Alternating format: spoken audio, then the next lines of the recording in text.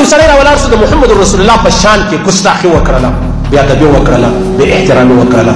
دا کفر دی، دا ارتداد دی، دا د جهنم لاره ده، دا د الله سره مقابله ده، د الله څخه بغاوت دی، د محمد رسول الله څخه براءت دی. العیاذ بالله، العیاذ بالله. اوس دا شیخونو ډېر تېر شوي دي چې دا د پیغمبر علیه السلام مبارک توهین یې کړی دی، یهودو کړی دی، نصاراو کړی دی، نور مطلب د پیغمبر علیه السلام د اسلام دشمنانو کړی دی. دا اوس چې کومه خبره ما دلته راغله، اوله خبره دا ده چې دا سړي دا خبره وکړله، دی په ختم نبوت پوهېدی که نه پوهېدی؟ زه د ختم نبوت په اکثر پروګرامونو کې دا وایم چې دا قادیانیت نه دی، دا زموږ د علاقې ایټم نه دی. اوس ورسه توبې لره ورسه زموږ سپین ږیري ختم نبوت نه پېژني، پیغمبر علیه السلام پېژني، دا پېژني چې پیغمبر علیه السلام آخري نبي دی، نور نو په ختم نبوت دی، سر نه دی خلاص. صحیح شو؟ دا زموږ علماو ته وایم، دا پنجاب کې قادیانیان ډېر دي، هلته دا خبره ډېره پر مخ روانه ده. زموږ په علاقو کې ورسه افغانستان له ورسه د سپین ږیرو پوښتنه وکړه، د سپین سرو پوښتنه وکړه، ختم نبوت پېژنې یا نه پېژنې؟ دلته چې دې سړي دا خبره وکړه، العیاذ بالله، نعوذ بالله، استغفر الله، دا د وکړه، دا د څنګه وکړه؟ د دې خبرې مقصد څه شو؟ آیا رښتیا ختم نبوت هغه چې الله او رسول ویل دي هغه ته بد ویل؟ آیا رښتیا دا خبره وکړه محمد رسول الله مبارک څه وایي؟ دا موږ پوښتنه نه وکړه، موږ دې ته نه پرېښوئ چې موږ داسې پوښتنه کړې وه چې اوس سړیه که دا تا څه وویل، دا دې ولې داسې خبره وکړله؟ زوی حافظ دی د قرآن، یو سړی چې دا خبره کوي نو خو د وخته بیا کوي، په دا سبجې خو بیا نو نه کوي.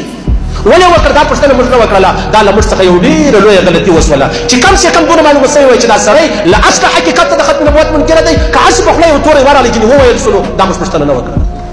صحیح شو؟ دا خو ډېره ناترسه خبره ده، د کفر خبره ده، د مرګ خبره ده. د امام احمد بن حنبل په کتاب کې دا خبره بس فقتلوه، وژنئ یې.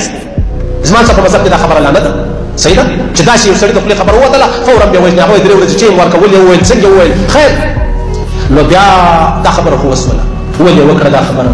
موږ به لږ شاته وګورو چې دی د علماو مخالف ولې و، یا طالب یا جهاد یا علما، دا ولې دغه مخالفت د دې خبرو دا سړی تر دا ځای راورسوي. کنې چې دی د علماو مخالف نه وای، دا ټولې ویل نه ویل، یا قصدن یا خطاً یا پوهېدل یا نه پوهېدل نه ویل. د علماو د مخالفت یو تورې دام شو، په یاد یې لرئ، په یاد یې ما مه منه، زما مه منه، قطعا مې مه منه، د علماو مخالفت به نه کوي. ما بحیث یو عالم دا به نه وایي چې د علم زه نه منم، زما علم قرآن و حدیث که ما ته زده کړي وو هغه زه منم، ته بیا منې. صحیح سمه؟ نور ما مه منه، کس نه مه منه، په ډبرو مې واله.